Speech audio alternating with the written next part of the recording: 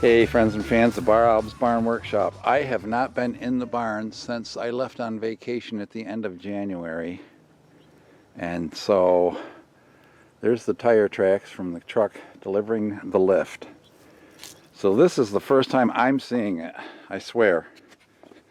I got coffee in my hand, so let me open the door.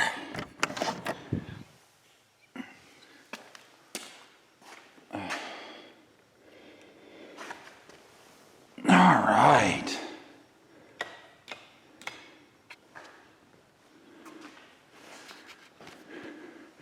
Well, it came a little bit more than 12 feet, but I figured it would. And gee, look at that. Where the placement of my cable versus the switch box. Yeah. Up on top there's a box I've got to tie into that bar, which if you hit it, it breaks the switch and the pump won't run anymore. And there's my extensions for the lift. There's some oil. There's the power. I gotta put a grommet in there.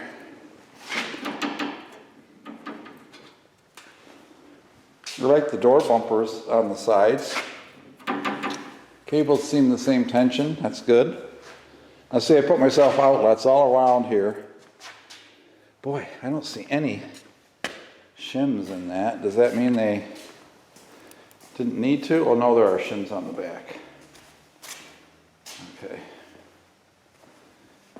But see, I got one of these. This is a very well-known forward lift, is a very high quality lift. And I like the cross member at the top. Because think about it, when you've got these arms going up with a car on it, with the weight closer to the center because the arms stick out, it's going to want to pull the two posts at the top together. So that's taking a lot of stress off, that's for sure.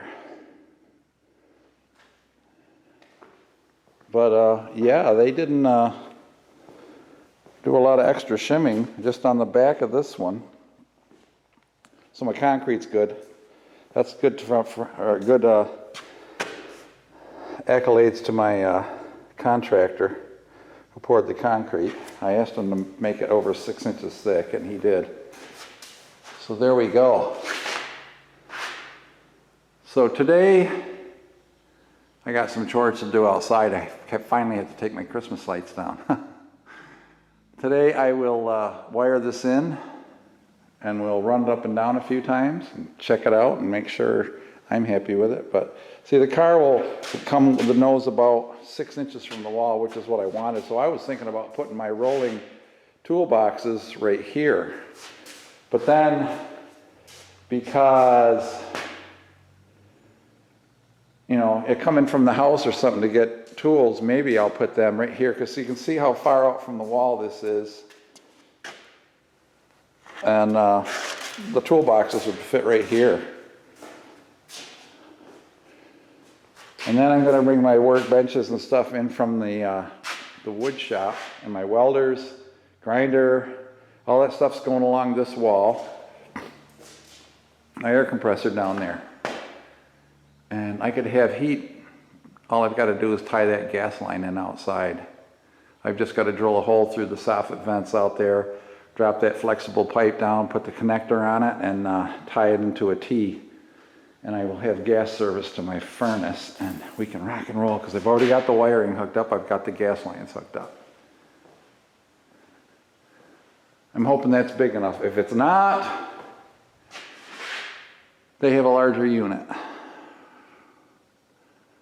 And I could do something crazy with this, like, I don't know. I got another building I want to heat. I could put it in the house garage.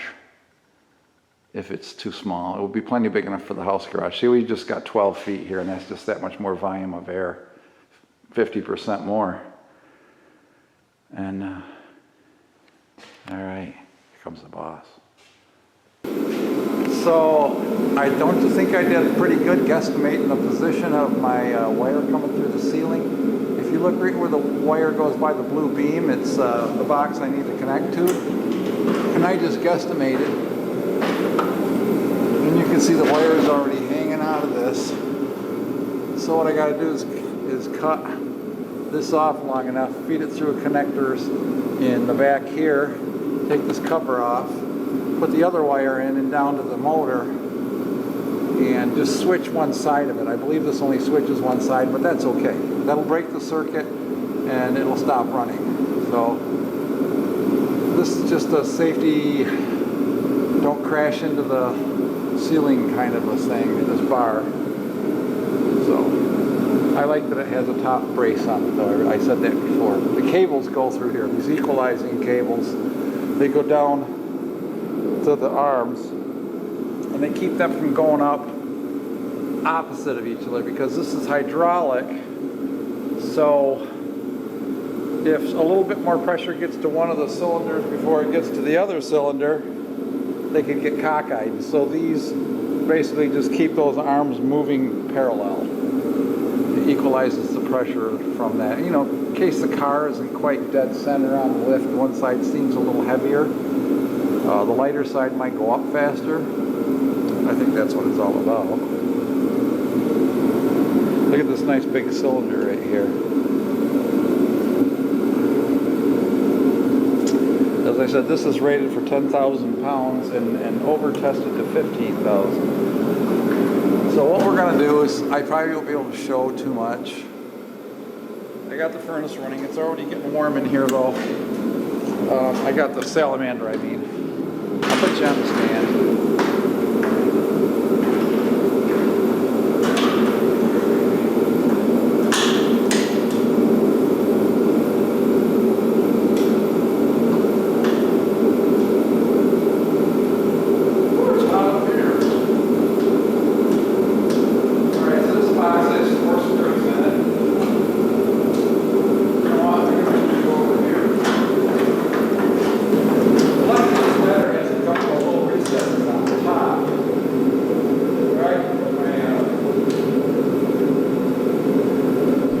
Alright, at this point, because it's so noisy, I have to narrate this for you. What I'm doing is just taking the cover off the box, and what I'm going to do is I'm going to go in and I'm going to strip the wires from the switch and get them ready to receive the wires that I have to connect from the ceiling feed and go down to the motor. So it's just going to speed this up here.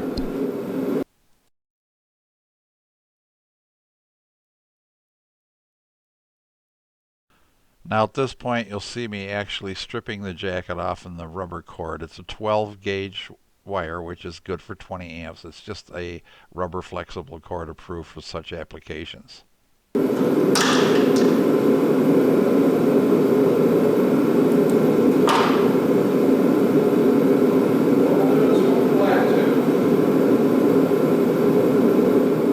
Now what I'm doing at this point is I'm actually putting some black tape on the white wire in the SO cable to indicate that it's a hot wire, because normally in AC wiring, the white wire is the neutral, which doesn't have high voltage on it. So according to code, you're supposed to mark a white wire with a different color anytime that you use it for a hot conductor. And being a 220 motor, this has hot on both the white and the black wires, and that's the way that you buy it.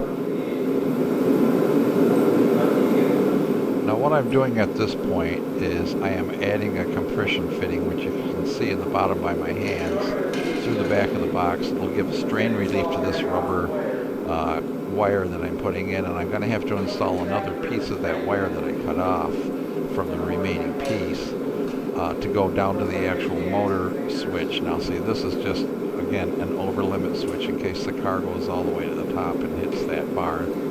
It'll shut the pump off so it can't go any higher.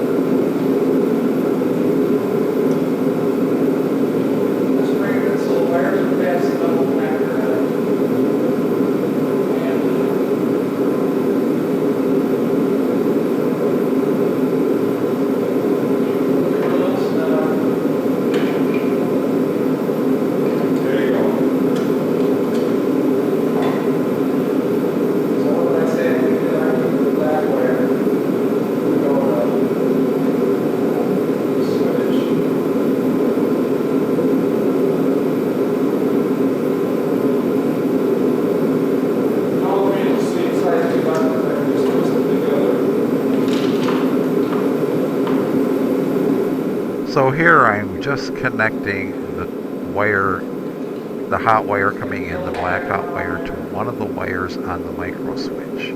So you'll see me put a wire nut on there. What's going to happen is breaking one of the wires circuits with that micro switch will stop the pump. So the other wire you can see hanging off to the right there comes off of the micro switch, and that will be connected to the black and the other wire that I add in the subsequent scene here. And to finish the connection, which you'll see a little bit later, I'm going to just connect the two white wires, which are going to be marked with black tape, straight through, because I can only break one side with this switch setup.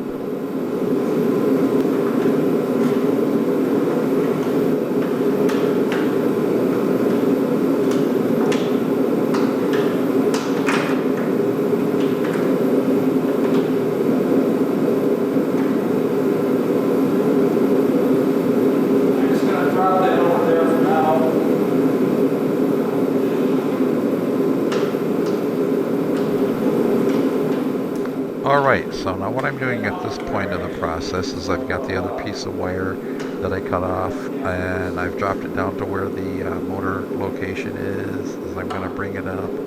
I've already stripped it.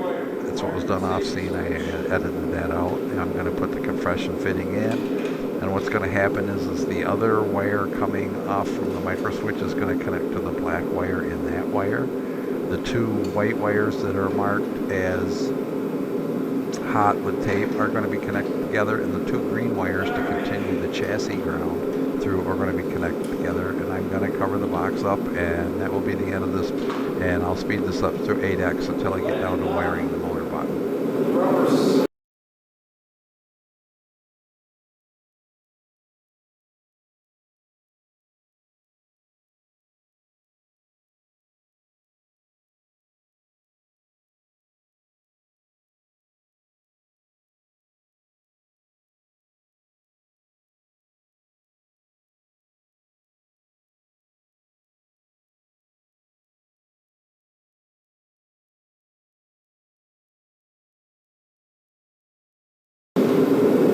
That'll keep that out of harm's way. Sorry. I was running it down. If you see the box, you can see it come out, and it comes down with these hoses. And right now it's just dangling above that electrical box, which come down.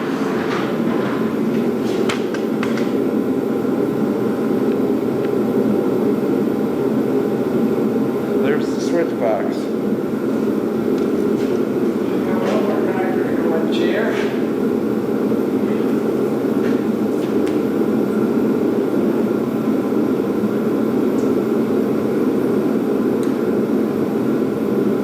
Tensio.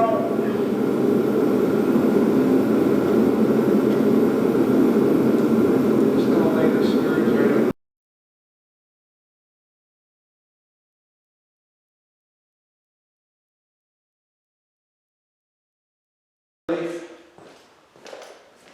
Let's see if this screw is the same size as this one. Oops, screwdriver.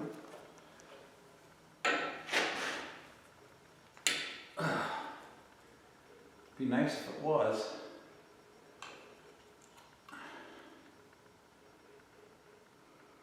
But it ain't.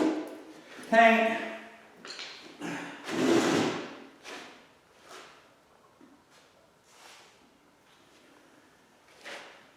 But I'm still going to put the green ground wire on it. A lot easier to tighten up a screw with a solid wire than it is with a skinny, with a stranded wire, I should say, not a skinny wire.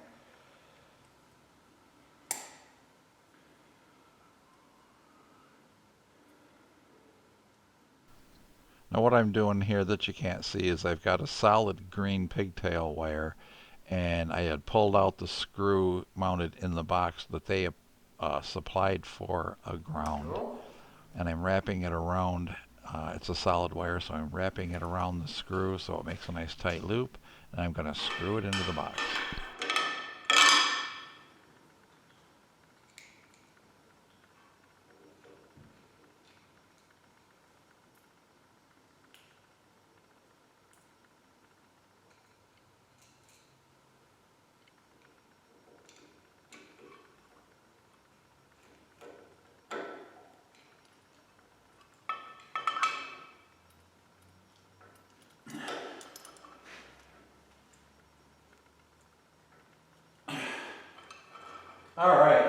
really nice ground grip there. You see how nicely tight that is around the screw?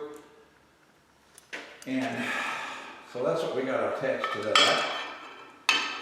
I'll just push that back in the box. All right, so let's do the same thing that we did before. Put our compression fitting in, take it apart, so we can get our crescent nut wrench on. Or if I had a crescent wrench, it would work, but I'm using a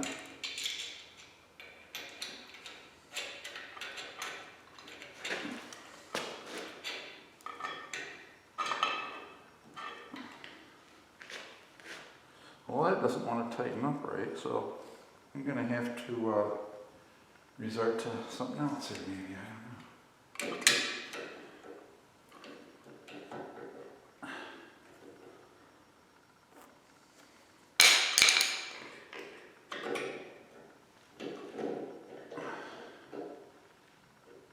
There we go. Once it starts to bite, now I don't want to crack this fitting, so it's not going to make it super tight, but that's plenty tight. Is that a technology, a technical word, plenty tight?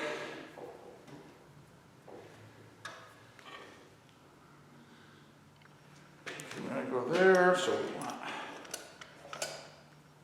about that much wire. Trying to hold this up where you can see it. I'm cutting off about that much insulation. Again, I'm just scoring. I'm not cutting through.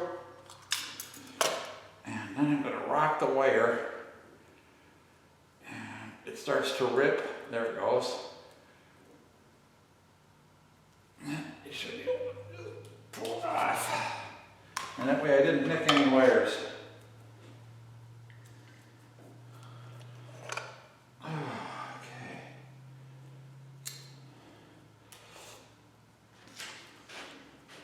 So this was installed by Loomis Root out of Buffalo. So I appreciate you men doing a great job for me. The service manager is the guy who came and installed it, so there you go.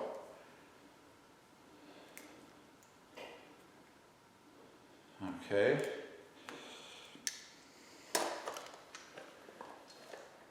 Let's mark our wires. This tape is horrible. I don't know why it's gooey.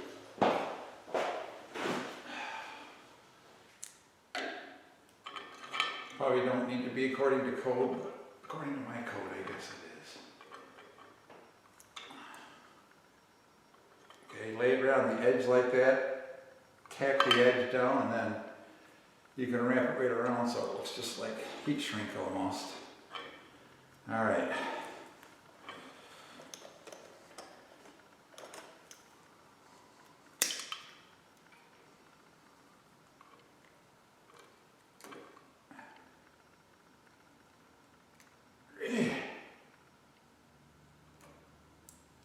That's some tough wire right there.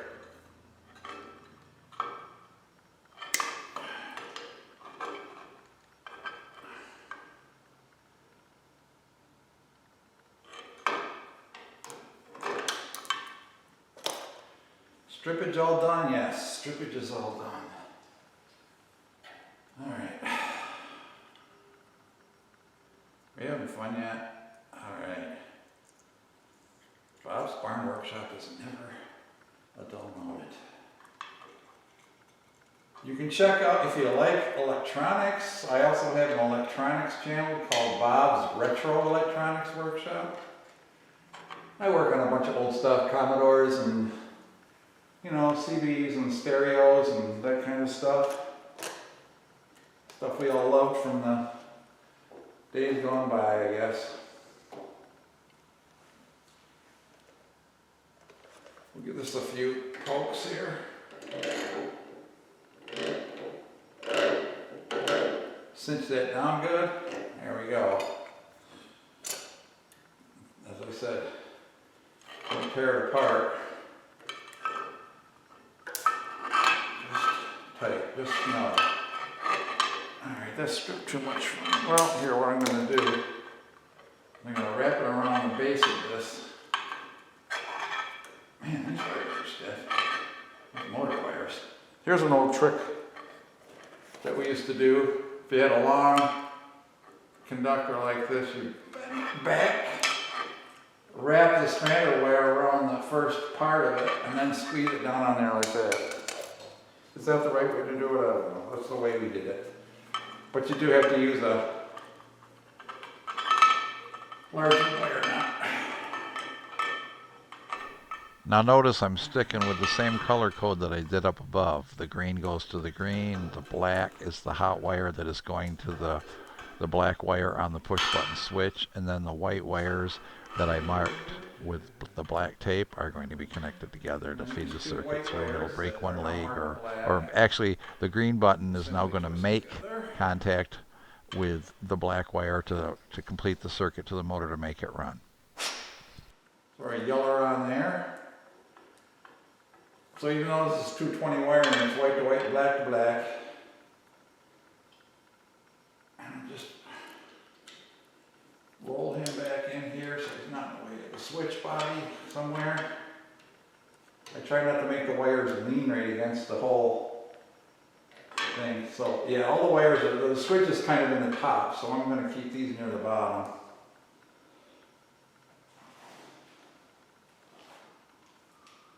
And the black from the push button, see the black from the push button just interrupts or makes contact with one phase of the 220. We'll be rolling here in about 1 minute. All right.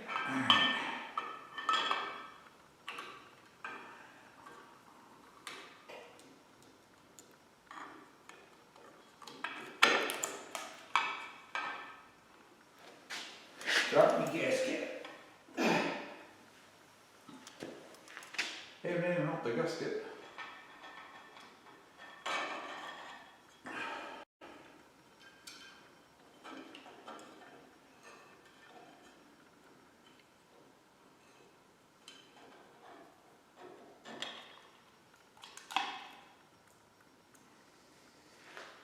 Line up the holes, line up the gasket.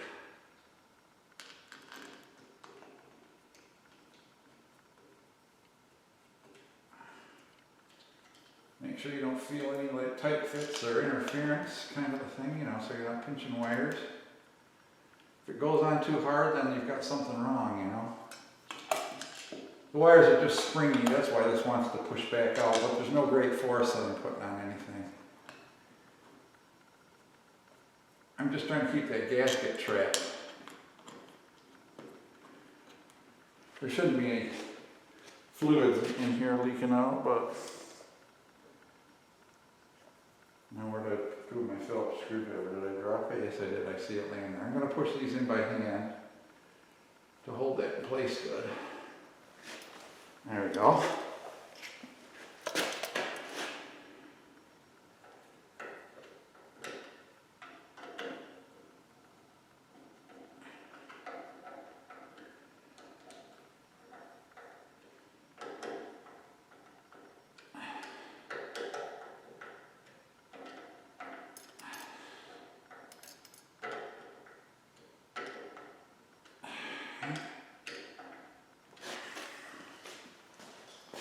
Stand clear. Beep, beep, beep. Warning, warning.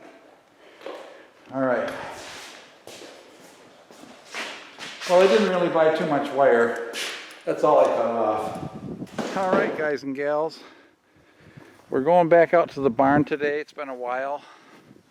I made a video of me wiring the lift, and I was zoomed in too much. You couldn't even see the lift move when I tested it, so I've got the rest of the video done.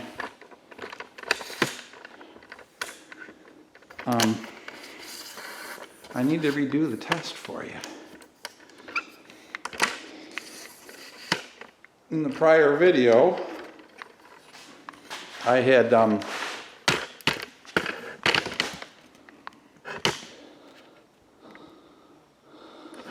can get back there where you can see more. Camera's going to be outside, but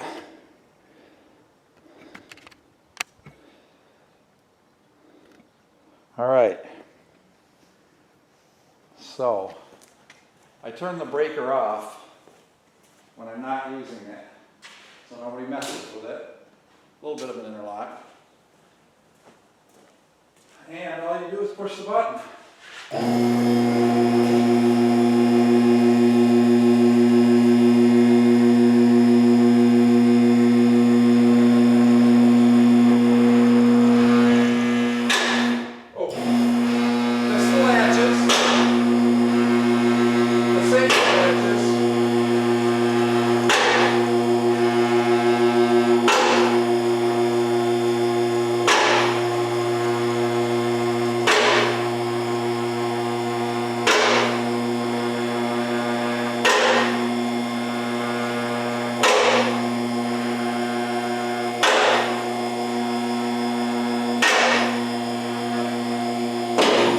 That's it. So now you just leave her down until she stops. Now she's on the highest it can go. Now that's pretty high. This will be perfect for me. I actually have extensions I could put on here and raise it another 4 to 6 inches. These are adjustable slightly too. I think they should stop when they get to the top. Maybe not. Yeah, they stop.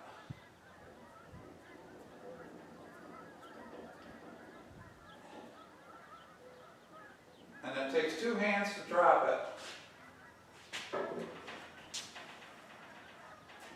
You have to push the lever, you have to raise it up again, off the latch, and then you pull down the release lever, and then release the hydraulic valve. Now because there's no car on it right now, she's going to go very slowly. Put a couple tons on there, she'll come down a little faster.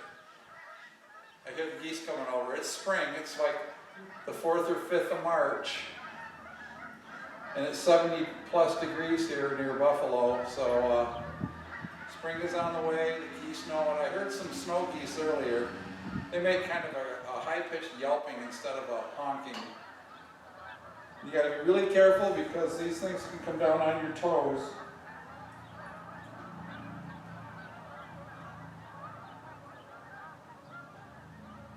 Now when she gets to the bottom, you'll notice, you can't see it from there. I might have showed it in the other video, but I'll go back and review it just in case I missed it.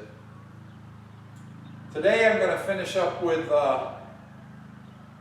because it's so nice out, connecting the gas lines and putting the fluid for the furnace. That's some high work over here that I need to do. But the outside work is just a couple of fittings on the gas line. So I got to drill a hole through the soffit. That's plastic, so I have to be careful with that. I don't know if my measly 20, 30 pounds I can put on this will do anything. So she's almost there. Now when that gets to the bottom, it pushes up some pins that unlock the arms. You see right now, the arms won't move. They're locked with some ratcheting pins. That's so when you swing them under the car doesn't move around. But it pushes to the bottom, and you can swing your arms. There's these pins right here. Oh my gosh, it's so nice. It's like 10 degrees warmer outside than it is in the barn.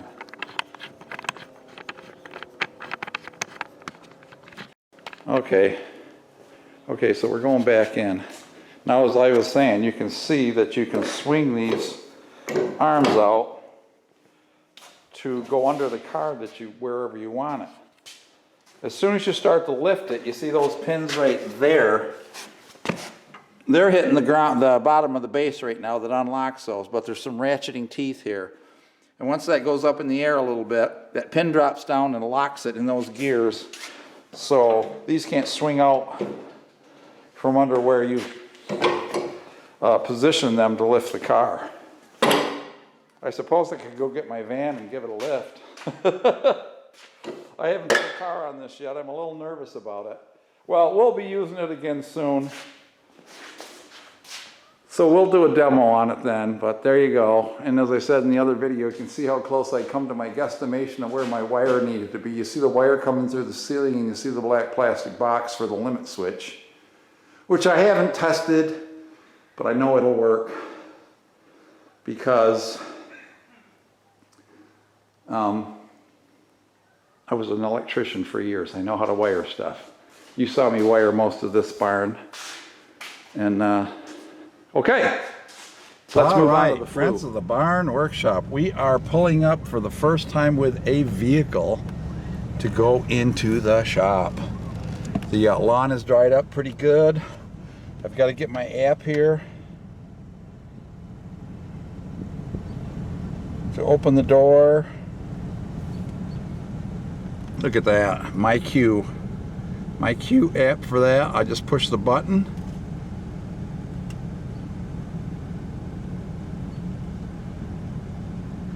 Oh, come on. It says the barn is offline. Come on.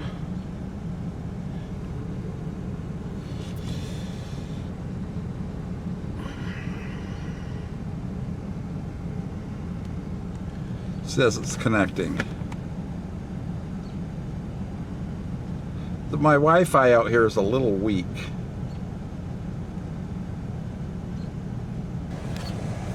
All right, well, I had to push the button. I smell LP. It vents though when it gets hot. All right, so here we go.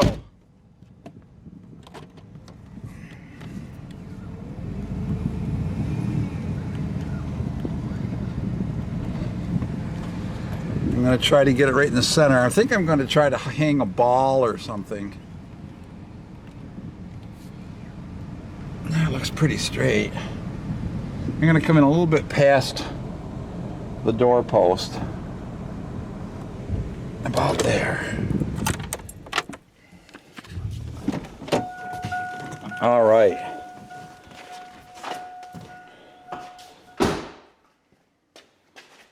I think I'm way too far forward. Yeah, I'm way too far forward. I got to back it up. Back to the door frame here.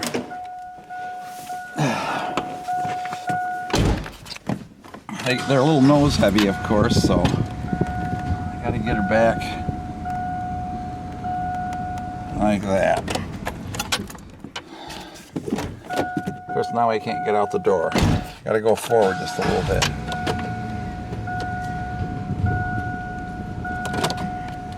Let's try that. There we go. Pull the keys out because I hate that noise. All right, so we're about a foot from that arm. We're about a foot from that arm. I think we're centered pretty good.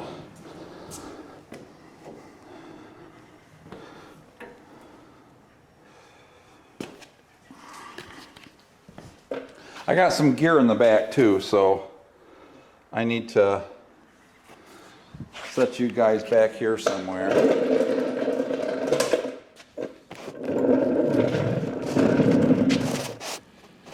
While I try to crawl under here and see. Where you guys gotta go?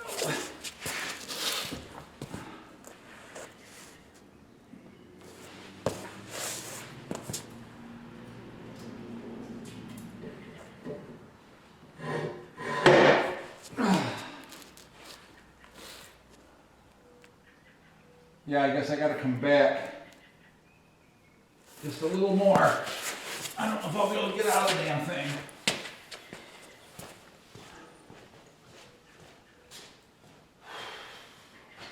I guess I'll just leave the door open.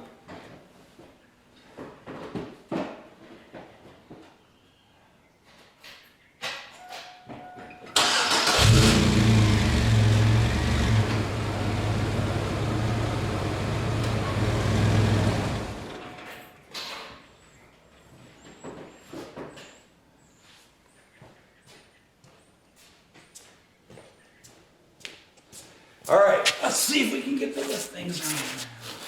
Well, I'm gonna have to put the extensions on here because the frame's way up in there.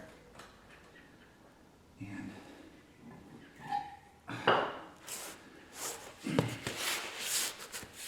let me get my extensions here.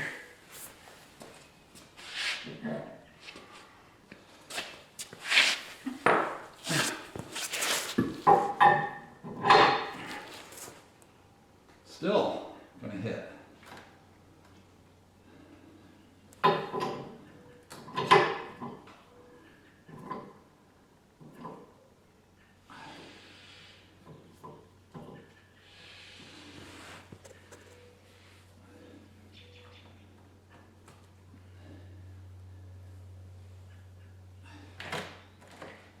Man, where do you lift this thing from? I gotta see what I can do on the front first.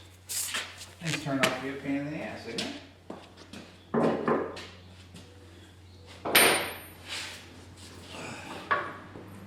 I can see the lifting point here.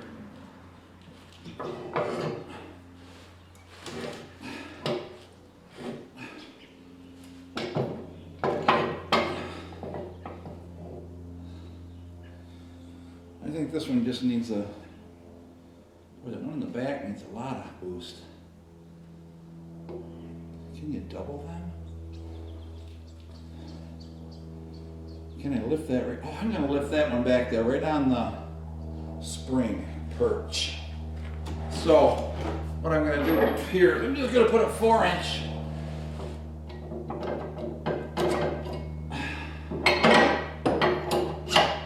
and get that right under there.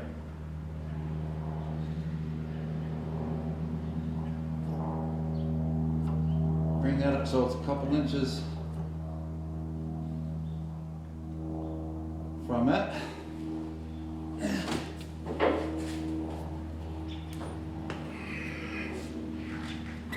Are we having fun yet? Figuring this out for this old van. The old van.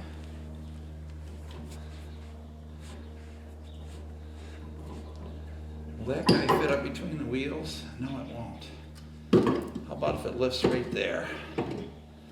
Right on the front of the spring perch.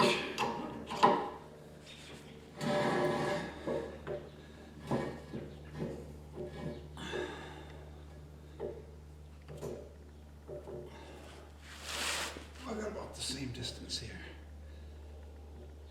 Okay. I gotta do the other side.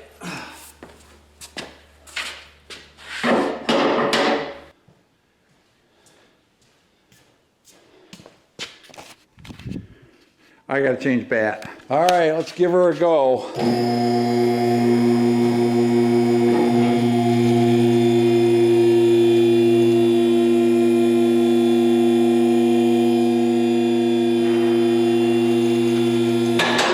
Now what they usually do is give them a good push. Oh, she's solid as a rock. Shake it a little bit here. Make sure I'm not ripping my door off. All righty.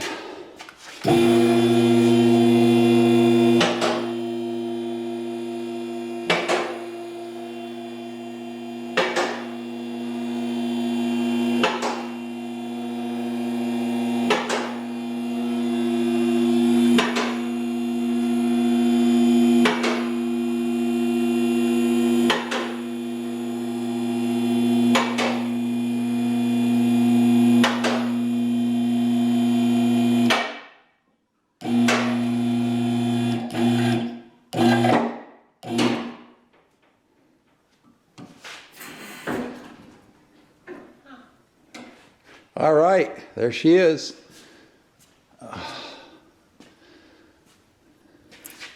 She's locked in place. Well, I found good places to lift her anyway. Right there on the frame, right there on the frame. Not interfering. She's crusty, but you know, it's just surface flaking too. It's like, I think a lot of it's sort of like, undercoating that was like coming out. Now, yeah, I got some rocker panel rust here, but see up above is pretty good metal, and it's pretty good. I can add weld tabs on here to reattach my plastics. That's all I want, is enough to tack my plastics back on so they don't fall off. And really the floors aren't bad. That's undercoating that's peeling off. I gotta fix this thing. That's dusted. I got one spot here that's starting to show frame rust. And I gotta poke around with that and reinforce this area maybe, because she's rusty. But there you go, guys. The lift is in the air. The car is in the air. I lifted my first car. Perfect. I needed to change these bumpers. Look at this one's not quite ready to go yet. Well, that's all completely loose over here. It's got one bolt holding the top.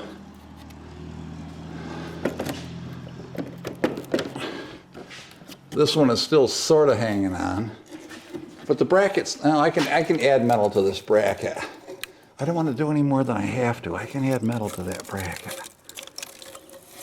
It's undercoating. See, it's trapping water. I wouldn't suggest putting on a thick undercoating at all.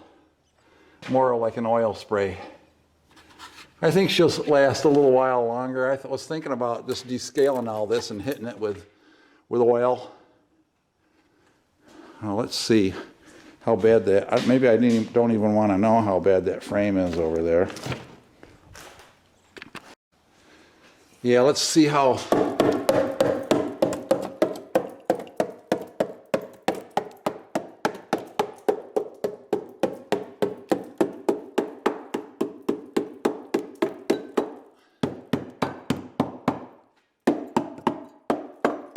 I think it's all right. I need to reinforce this area right here because that's where the damn spring perch is. I mean, she's getting thin, I know it is. But if I take this down and cut a plate here, take this down and fit the plate right over that, extend it up into here a ways, and maybe drop this spring perch and go up the other side of it. You know, it's like, oh.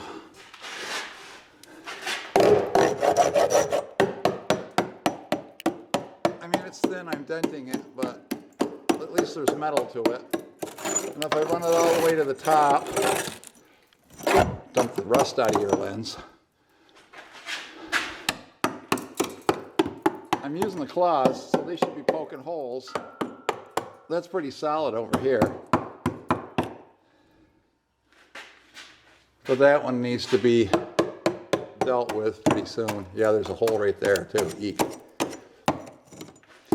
I'll tie it into this cross member.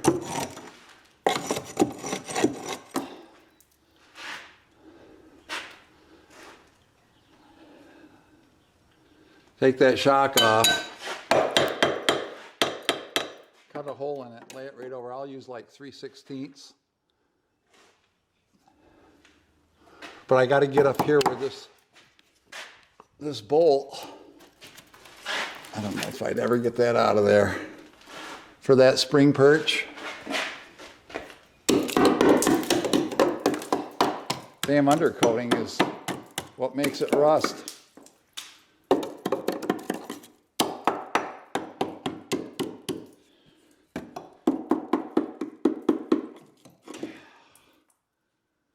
Yeah, rusty and trusty, they say. That's strong. That's pretty strong. So see, you can buy these liners. And that one's still good. And the rest of it just bolts up through, because I want to save my plastic bumpers. Let's check the front. Really, everything under here looks pretty good. I don't see a lot of leakage. I did have the oil changed yesterday or Tuesday afternoon. But this stuff is all solid as a rock. Up here, she's solid. She looks rusty, but she's going to last a little while longer. Transmission cross member. Look at the shroud for the gas tank, though. I guess I should probably cut that off somehow, huh? Just to protect it. Of course, see, that protects the front from road gravel and stuff, so maybe it's still a good thing. Maybe I can make something, I don't know. Oh, gosh. That looks like the fuel filter. Ugh. All right, let's check out the bow here. There is nothing left of that bumper. I've been hearing some rattling, and that's what it is. There's the braces. I'd have to put some more metal up there to put the brace to, but that's all right, I can do that.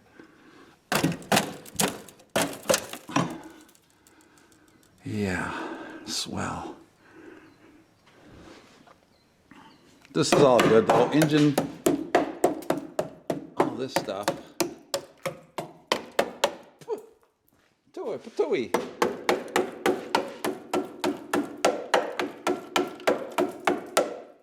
Yeah, I'm not saying that wouldn't buckle. Yeah, it's an old piece of junk. What can I say? We're just trying to nurse it along a little longer. That's all. I changed these tie rods and this crossbar drag link, and I did these links up here too. The only thing I haven't changed on the front of this is the actual ball joints. But I got my oil changer thingy. How cool, huh? There's some bolts for the front, which are into nothing. Yeah, I think I'm going to order the bumper liners. This thing's good for a couple more years. I just don't want the bumpers falling off. The bumper liners are like 89 bucks a piece.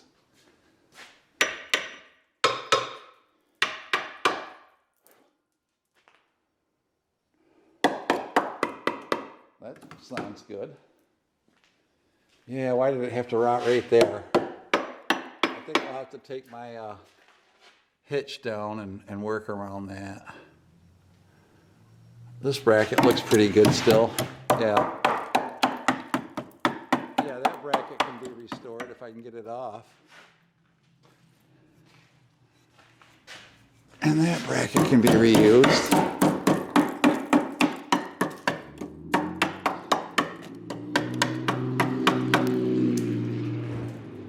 It's just that spot right there that worries me.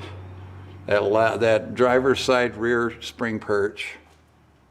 The rest of it looks pretty good. Even these floor brackets are solid. All right, well, that's enough babbling. I was going to polish the wheels.